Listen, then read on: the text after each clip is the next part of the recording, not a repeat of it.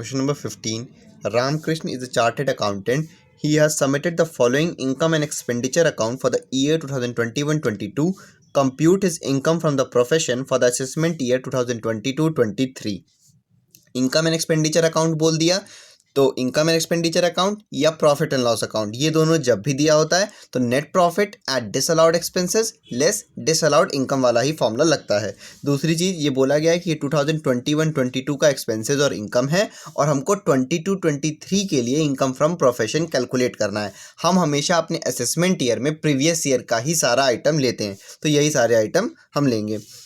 अब एडजस्टमेंट देख लेते हैं। एक ऑफिस रेंट से रिलेटेड है, एक आपका कार एक्सपेंसेस से रिलेटेड है और एक है डेप्रिसिएशन। तो वो यहाँ पे है नहीं, वो जब हम आएगा तब जब एडजस्टमेंट हम पढ़ेंगे तब देख लेंगे इसको। ऑफिस रेंट बिजनेस का पार्ट होता है तो अलाउ रहता है, तो ये अमाउंट नहीं आता है, बिजनेस का हो जाता है। लेकिन इससे रिलेटेड एक एडजस्टमेंट दिया हुआ है।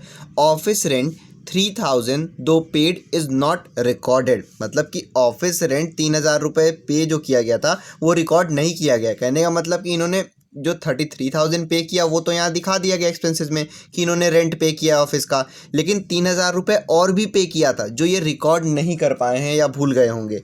ठीक है, तो अब ये नहीं रिकॉर्ड किए हैं तो हमको इसको करना पड़ेगा इसका ट्रीटमेंट। और हमने अपने फॉर्मेट में पढ़ा था एक तीसरी हेडिंग हम लेस करते थे।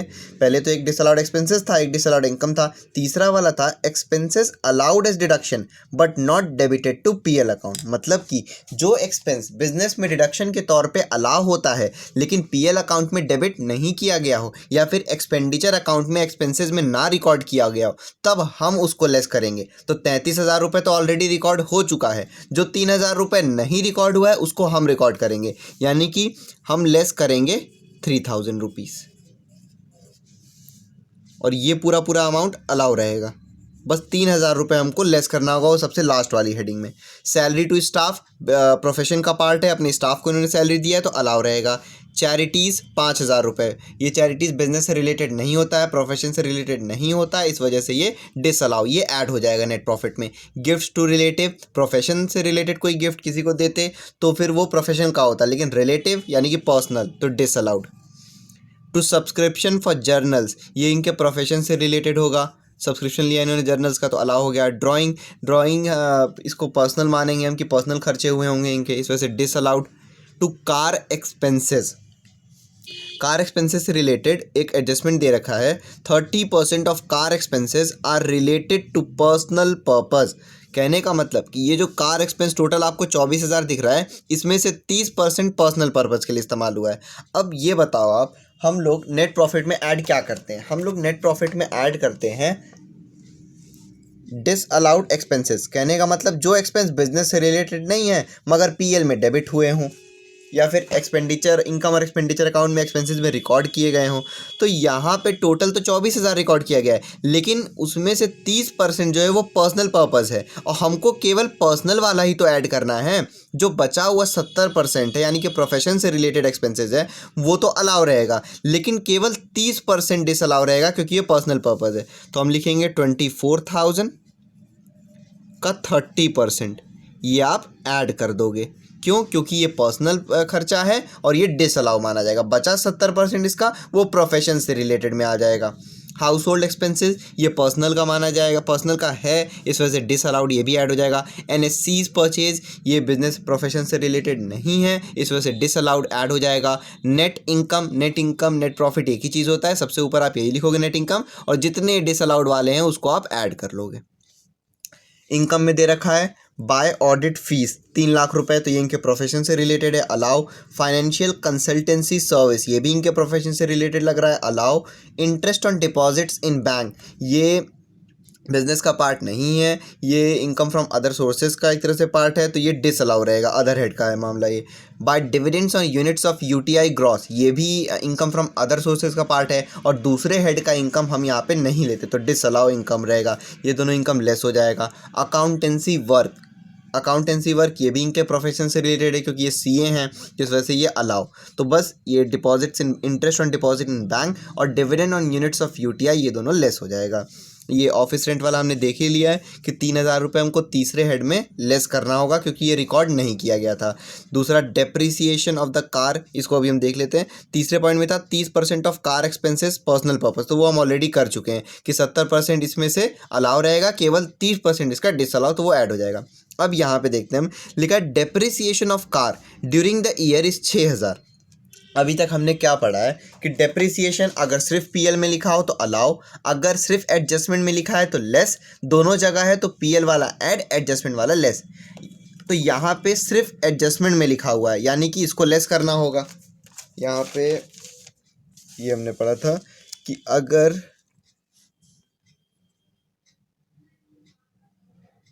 Depreciation given in adjustment only तो ये लेस हो जाता है, लेकिन यहाँ पे आप पूरा पूरा अमाउंट नहीं लेस करोगे। अब उसका रीज़न देखो आप, यहाँ पे बोला गया है थर्ड पॉइंट में 30% of car expenses are related to personal purpose.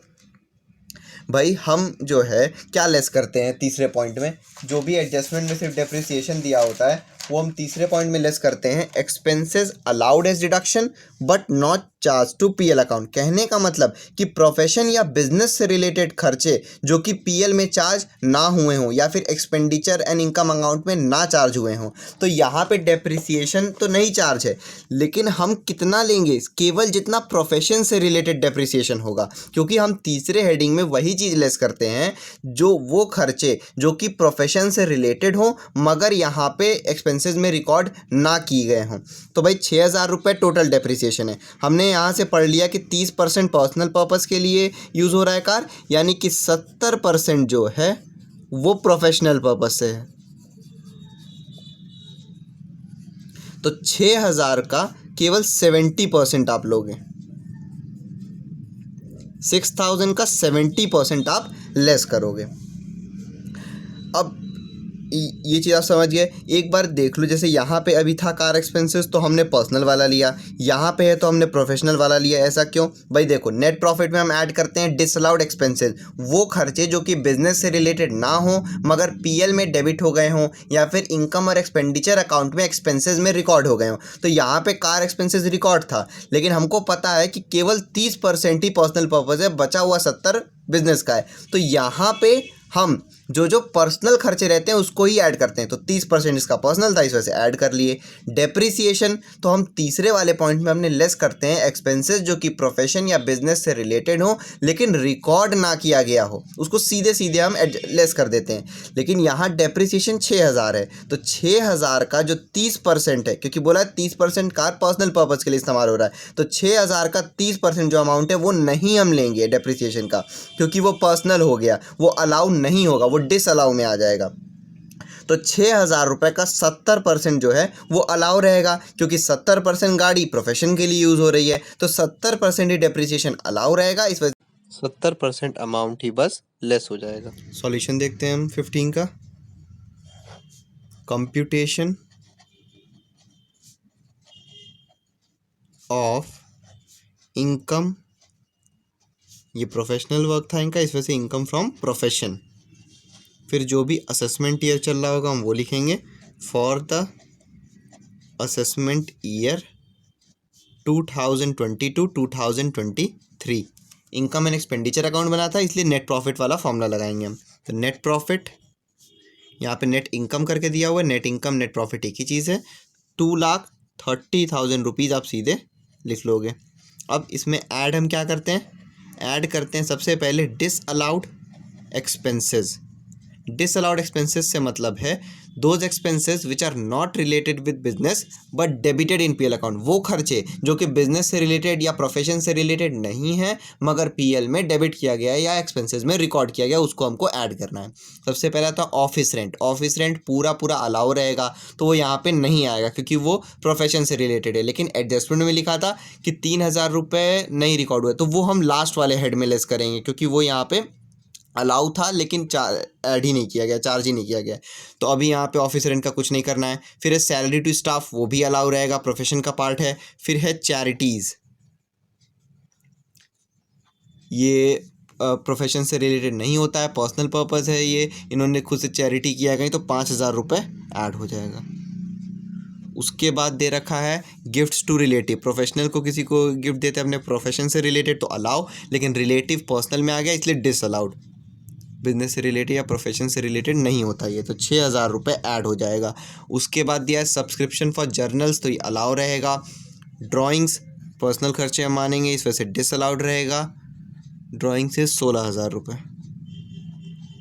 उसके बाद है कार एक्सपेंसेस, तो कार एक्सपेंसेस एडजस्टमेंट में दे दिया था कि 30% जो है कार वो पर्सनल पर्पस के लिए इस्तेमाल हो रही है, यानी कि 70% किस लिए, प्रोफेशनल काम के लिए। और हम यहाँ पे क्या ऐड करते हैं, वही ऐड करते हैं जितना बिजनेस से रिलेटेड ना हो। तो कार एक्सपेंसेस में से 70% तो प्रोफेशन का काम हो गया, लेकिन 30% वो पर्सनल वर्क से यूज़ हुआ है, तो 30% यहाँ पे आएगा, यानी कि 24,000 रुपये का 30%, क्योंकि 30% कार एक्सपेंसेस पर्सनल यूज़ के लिए।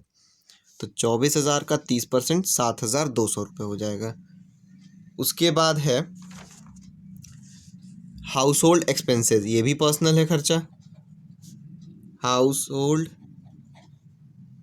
एक्सपेंसेस तो ये डिसअलाउ रहेगा, 8,600 रुपये। उसके बाद है NSCs परचेज, ये भी यहाँ पे प्रोफेशन का काम नहीं होता है, ये NSCs इन्होंने कहीं पे ख़रीदे हैं तो वो डिसअलाउड, 20,000 रुपये। उसका नेट इनकम तो वो तो हम ऑलरेडी ले चुके हैं, बच्चा इसका एडिशनल इन्फॉर्मेशन में कुछ है नहीं ऐसा जो हमको यहाँ पे लेना है अभी। डेप्रिसिएशन और ऑफिस रेंट वो लास्ट वाले हेड में आएगा, और तीसरा वाला जो एडजस्टमेंट था वो हम ऑलरेडी यहाँ पे कर चुके हैं। अब इन सबको हम ऐड कर लेंगे तो हो जाएगा 6,000 + 5,000, उसके बाद है 16,000, फिर है 7,200, फिर है 8,600, फिर है 20,000 रुपीज़। ये हो गया 62,800 रुपीज़। इसको आप ऐड कर लोगे नेट इनकम में।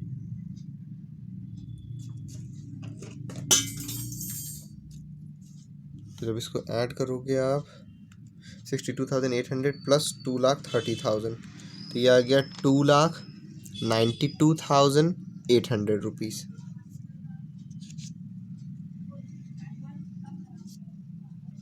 अब हम लेस करते हैं disallowed income, those income which are not related with profession but credited in PL account या फिर रिकॉर्डेड इन इनकम। वो इनकम जो कि हमारे प्रोफेशन से रिलेटेड ना हो, लेकिन PL अकाउंट में क्रेडिट किए गए हों, या इनकम और एक्सपेंडिचर अकाउंट में इनकम साइड रिकॉर्ड कर लिए गए हों, तो उसको हमको यहाँ पे लेस करना होता है। तो पहला है ऑडिट फ़ी, वो अलाउ रहेगा। दूसरा है फाइनेंशियल कंसल्टेशन फ़ी सर्विस, तो वो भी अलाउ रहेगा, प्रोफेशन का पार्ट है। फिर है interest on deposit in bank, ये दूसरे हेड का है, इस वजह से यहाँ पे लेस होगा। Interest on deposits in bank, ये है 22,000 रुपये। उसके बाद है dividends on units of UTI, ये भी दूसरे हेड का है, इनकम फ्रॉम अदर सोर्सेज का पार्ट है ये, इस वजह से डिसअलाउ रहेगा ये। इस वजह से पूरा अमाउंट ये भी लेस हो जाएगा, क्योंकि ये प्रोफेशन का इनकम नहीं है, ये अदर सोर्सेज का पार्ट रहता है। तो 6,000 रुपये यहाँ पे लेस हो जाएगा। उसके बाद दिया हुआ अकाउंटेंसी वर्क, तो ये अलाउ रहेगा, और कुछ है नहीं। तो इन दोनों को आप ऐड करके आउटर कॉलम में लिखोगे, ये हो जाएगा 28,000 रुपीज़। इसको पहले आप लेस करोगे 2,92,800 में से माइनस 28,000 रुपीज़, तो ये हो जाएगा 2,64,800 रुपीज़। अब लास्ट लेस करते हैं हम एक्सपेंसेस अलाउड एज डिडक्शन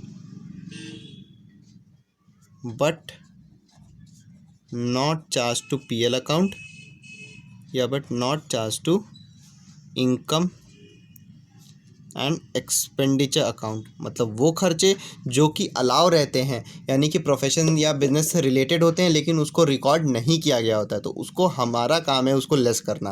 पहला था ऑफिस रेंट 3,000 रुपये, ऑफिस रेंट 33,000 रुपये तो एक्सपेंसेस में रिकॉर्ड था, लेकिन 3,000 रुपये और ऑफिस रेंट जो कि पे था वो रिकॉर्ड नहीं हुआ था, तो उसको हम लेस करेंगे। ऑफिस रेंट ये है 3,000 रुपये। ऑफिस रेंट के बाद दूसरा पॉइंट था डेप्रिसिएशन। तो डेप्रिसिएशन भी अलाउ है, तो इस वजह से वो हम यहाँ पे, और वो एक्सपेंसेस में नहीं रिकॉर्ड किया गया है तो हमको उसको लेस करना होगा डेप्रिसिएशन। अब टोटल डेप्रिसिएशन दे रखा है 6,000 रुपये। यहाँ पे मैंने क्या, ये एक वर्ड आप लोग देखो, अलाउ। अलाउ मतलब क्या होता है, जो कि प्रोफेशन या फिर बिजनेस से रिलेटेड होता है। और थर्ड पॉइंट में हमको बताया गया है कि 30% कार के खर्चे पर्सनल पर्पज़ के हैं, यानी कि केवल 30% पर्सनल पर्पज़ और 70% प्रोफेशनल काम से।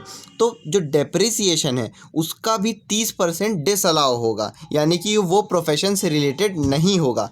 जो बचा हुआ 70% है वो अलाउ में आ जाएगा। तो बस जितना अलाउ पोर्शन है, यानी कि जितना प्रोफेशन से रिलेटेड है, उतना ही आपको लेस करना है, ये ध्यान रखना। तो 6,000 का 70%, यानी कि हो जाएगा 4,200 रुपीज़। तो यहाँ पे हमें प्रोफेशन से रिलेटेड वाला चाहिए था, इसलिए 70% ले लिया। ये ऊपर वाला जो हेडिंग था डिसअलाउड एक्सपेंसेस में, हम वो लेते हैं जो कि पर्सनल काम वाला होता है, इस वजह से हमने केवल 30% लिया, क्योंकि हमको यहाँ सिर्फ पर्सनल वाले ऐड करने होते हैं। और यहाँ पे प्रोफेशन वाले तो 70% हमने ले लिया। तो ये आप लोग ध्यान रखना पॉइंट। उसके बाद अब इन दोनों को ऐड कर दोगे आप, आउटर कॉलम में लिखोगे 7,200 रुपीज़। इसको आप लेस करोगे 2,64,800 में से। ये आ गया 2,57,600 रुपीज़। ये हो गया आपका इनकम फ्रॉम प्रोफेशन।